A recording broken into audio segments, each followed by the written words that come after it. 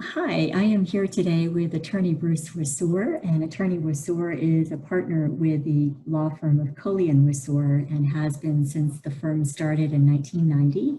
And there he works primarily in the area of black lung or pneumoconiosis with coal miners. And we are here today to talk a little bit about the manuscript entitled A Virtual Community of Practice Approach by Rural Stakeholders in Managing Pneumoconiosis in the United States, a cross-sectional analysis. And before we get started, I'll just give a little bit of background on the group that we're talking about here and what the group focuses on. So the reemergence of pneumoconiosis or black lung, especially among coal miners in the United States, is a challenge for rural communities since more miners require specialized care while expertise in those communities can be scarce. The Miners Wellness TeleECHO clinic, which is jointly held by the University of New Mexico and a community hospital in northern New Mexico, provides structured telementoring to professionals caring for miners, including clinicians, respiratory therapists, home health professionals, benefits counselors, attorneys, and others, forming a virtual community of practice. And this approach has not been utilized and evaluated previously to this. And so we're here today to talk with attorney Wissore a little bit about his experience of being a member of that virtual community of practice and being one of the authors on the manuscript. So thanks so much for being with us today, attorney Wissore. Thank you, Gail. I do have to say at the beginning that I'm much more frenetic than you've described me.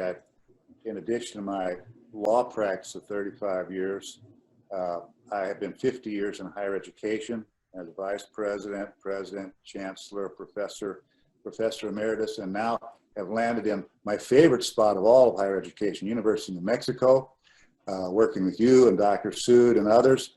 And I get to talk about one of the most interesting educational endeavors I've been in, which is what I will call the TeleECHO program. There are more words to it than that, but I just say TeleECHO.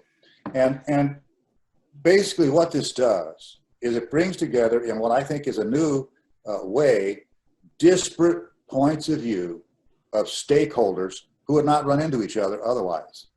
But they're brought together through the TeleECHO program. Now, when you bring those people together or those views together, you can look at it like a puzzle or like a Rubik's Cube or like a kaleidoscope. Now, if you look at it like a puzzle or a Rubik's Cube and the thing falls off on the floor and breaks, well, all the parts are still there. They can be brought back. The weakness of those two, the puzzle and the Rubik's Cube, is they're individual. They'll always be individual. There's no cross-matching between them. But that kaleidoscope, that is a different matter. The kaleidoscope is multidimensional. And every time one part of it changes, all the others change, which is true in life. And it's true in what we're doing here in trying to help the miner and the mining program in New Mexico and in all rural areas. The obvious desire of the stakeholders is to work together. The ability to do it is something else. And I want to give you two examples of how the TeleECHO program brought disparate people or different people together that never would have happened before. One is that several years ago, I was able to introduce Dr. Sood to the Illinois Workers' Compensation Commission. Every year by law, every arbitrator and commissioner and judge, staff member in the Workers' Compensation Commission in Illinois must meet for education. And one of the topics every year is occupational disease. And Dr. Sood was able to be there and talk for over an hour to this group about occupational lung cancer. That was very good.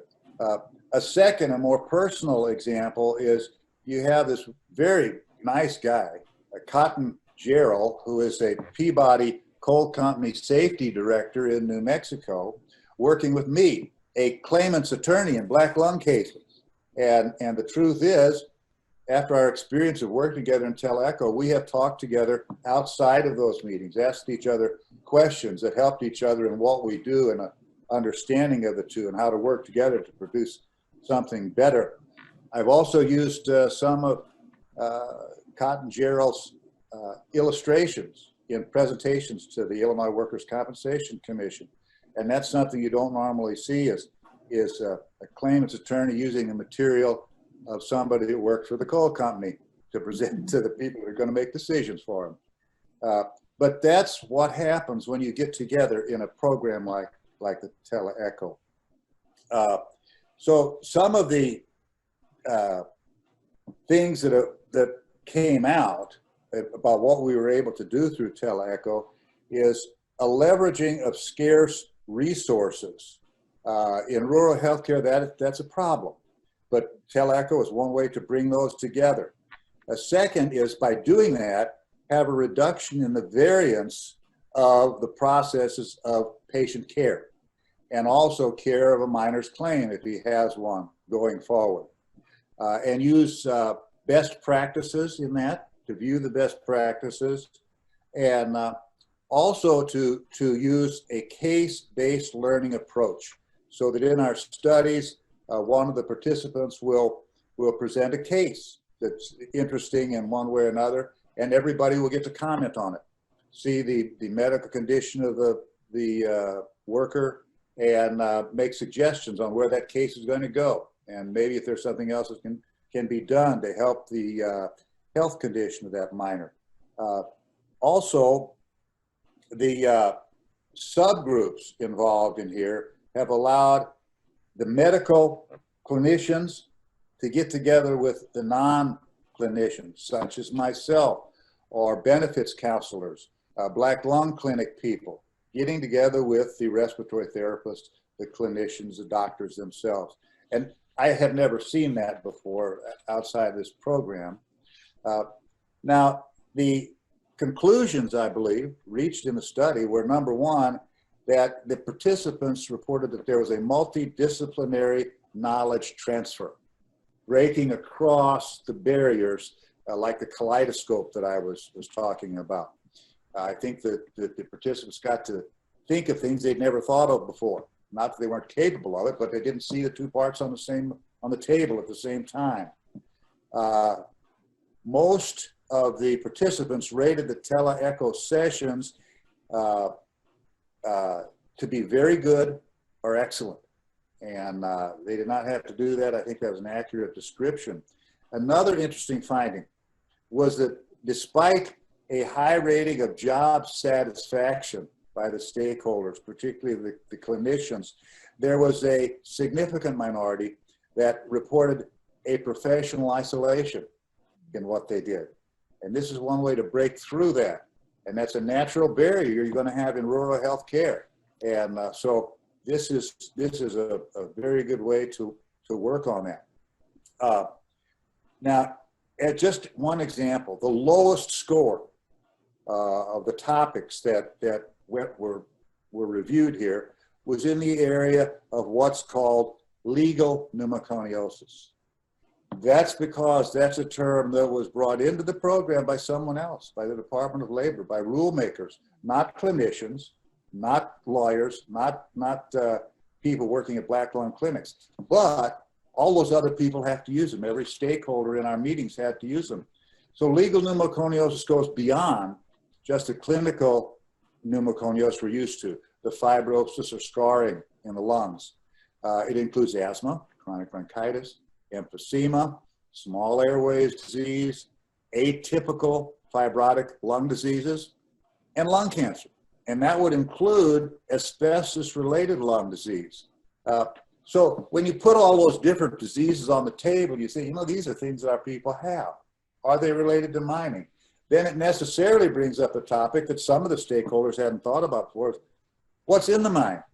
What are the exposures that people have that can bring about these diseases? And a topic that will be covered in a coming session is what exactly is coal mine dust? Is diesel fumes, those particulates, are they in there? So topics like that get covered that wouldn't get covered in other places. and one leads to the other. So all these things were allowed to be studied by all the stakeholders in this rural healthcare setting because of teleecho through a multidisciplinary approach. And again, I'm going to go back to my example. If when you think of a teleecho, you think of that kaleidoscope, because as the world of medicine determines, wait a minute, these miners are having a whole lot of asthma. I wonder if there's something in the mine that causes that. And then we go in and look at what's in the dust. The kaleidoscope changes. It's not a puzzle with distinct pieces. Every time one part changes, the other parts change too. So there we go, Gail. That's the teleECHO program. Some of the highlights of it, not all by any means. That's great. Thank you so much, Attorney Wissore. That's a great metaphor too for looking at that project. What an exciting way to approach miners' health and from all the different perspectives. Thanks so much for sharing your point of view on that with us today. Thank you, Gail.